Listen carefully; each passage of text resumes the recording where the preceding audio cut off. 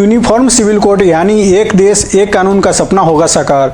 Delhi high court ने केंद्र सरकार को दिए जरूरी कदम उठाने के निर्देश।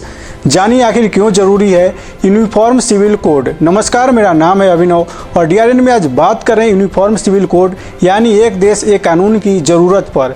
आज एक सवाल के साथ आपके सामने आए हैं कि हमारे देश में सबके लिए जब एक संविधान है तो फिर कानून अलग अलग क्यों?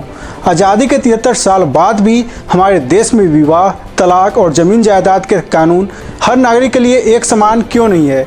अब इस पर दिल्ली हाई कोर्ट ने बहुत ही क्रांतिकारी फैसला सुनाया है, जिसमें उसने कहा है कि देश में यूनिफॉर्म सिविल कोड यानी समान नागरिक संहिता होना चाहिए। दिल्ली हाई कोर्ट ने देश में समान नागरिक संहिता की आवश्यकता पर बल देते हुए केंद्र सरकार से इसके विषय में आवश्यक कदम उठाने के लिए कहा है।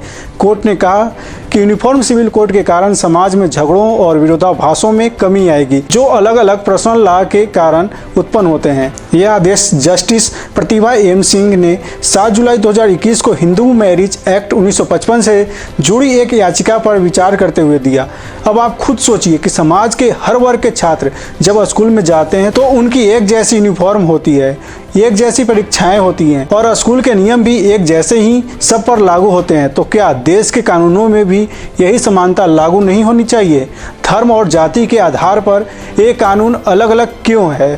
संवैधानिक रूप से हम अपने आप को धर्मनिरपेक्ष देश कहते हैं, लेकिन हमारे ही देश के कानून में धर्म के हिसाब से भेदभाव होता है। सबसे पहले हम आपको सरल भाषा में ये पूरी खबर बताते हैं ताकि इस पर आपको कोई भ्रमित न कर सके, क्योंकि जब जब देश में यूनिफॉर्म सिविल कोड पर बहस शुरू हुई है या अदालतों ने इस पर कोई फैसला दिया है तो इस विषय को एक विशेष धर्म के खिलाफ बताकर दुष्प्रचार फैलाया जाता है और फिर यूनिफॉर्म सिविल कोड को लेकर फेक न्यूज़ की कई दुकानें खुल जाती हैं।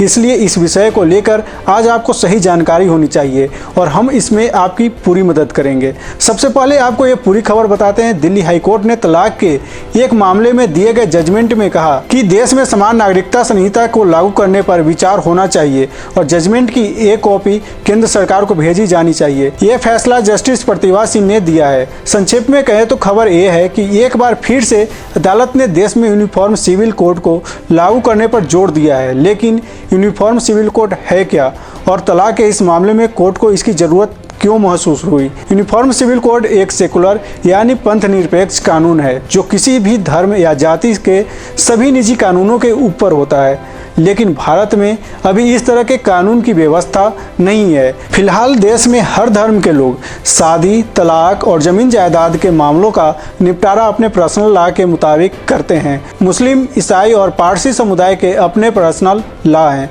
जबकि हिंदू पर्सनल लॉ के तहत हिंदू, सिख, जैन और बौद्ध धर्म के सिविल मामलों का निपटारा होता है। कहने का मतलब ये है कि अभी एक देश एक कानून की व्यवस्था भारत में नहीं है और ये विडंबना ही है कि वैसे तो भारत के संवैधानिक स्टेटस सेकुलर यानी धर्मनिरपेक्ष है, जो सभी धर्मों में विश्वास और समान अधिकारों की बात करता है। लेकिन एक धर्मनिरपेक्ष देश में कानून को लेकर यूनिफॉर्मिटी यानी समानता नहीं है, जबकि इस्लामिक देशों में इसे लेकर कानून है। यानी जो देश धर्मनिरपेक्ष हैं वही समान कानून के रास्ते पर आज तक आगे नहीं बढ़ पाया है और इसी वजह से दिल्ली हाई कोर्ट का फैसला महत्वपूर्ण हो जाता है। यह फैसला तलाक के एक मामले में दिया गया है। इस मामले में कोर्ट को ये तय करना था कि तलाक हिंदू मैरिज एक्ट के आधार पर होगा या मीना जनजाति के नियमों के आधार पर होगा, क्योंकि पति पत्नी राजस्थान की मीना जनजाति से हैं जो एसटी समुदाय में आते हैं। हिंदू मैरिज एक्ट में तलाक के लिए कानूनी कार्यवाही का प्रावधान नहीं है, जबकि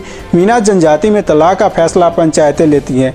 लेकिन इस मामले में पति की दलील थी कि शादी हिंदू रीति रिवाजों से हुई है, इसलिए तलाक भी हिंदू मैरिज एक्ट के तहत होना चाहिए, जबकि पत्नी की दलील थी कि मीना जनजाति पर हिंदू मैरिज एक्ट लागू नहीं होता, इसलिए उसके पति ने तलाक की जो अर्जी दी है वो खारिज हो जानी चाहिए। वर्तमान में हिंदू धर्म और विभिन्न अन्य समुदायों में शादी, तलाक, गोद लेने, उत्तराधिकार और विरासत जैसे मामलों की वैधानिक स्वीकार्यता के लिए अलग अलग कानून संहिताबद्ध है। इन कानूनों में हिंदू मैरिज एक्ट, हिंदू उत्तराधिकार कानून, Indian Christian marriage act, Indian divorce act, Parsi marriage act और डिवोर्स एक्ट अस्तित्व में है। इन संबंधित धर्मों और संप्रदायों में संहिताबद्ध कानूनों के तहत ही कार्रवाई की जाती है, लेकिन मुस्लिमों में ऐसा नहीं है। इस पूरे मामले में आज आप ये भी समझ सकते हैं कि देश को सभी धर्मों और जाति के लिए समान कानून की ज़रूरत क्यों है। अगर आज भारत में समान नागरिक संहिता कानून होता तो ये मामला इतना उलझता ही नहीं और न्यायपालिका पर भी ऐसे मामलों का बोझ नहीं पड़ता। इसमें कोर्ट द्वारा लिखा गया है कि आधुनिक भारत में धर्म, जाति और समुदाय की बाधाएं तेजी से टूट रही हैं और तेजी से हो रहे इस बदलाव की वजह से अंतरधार्मिक विवाह और तलाक में परेशानियां बढ़ रही हैं।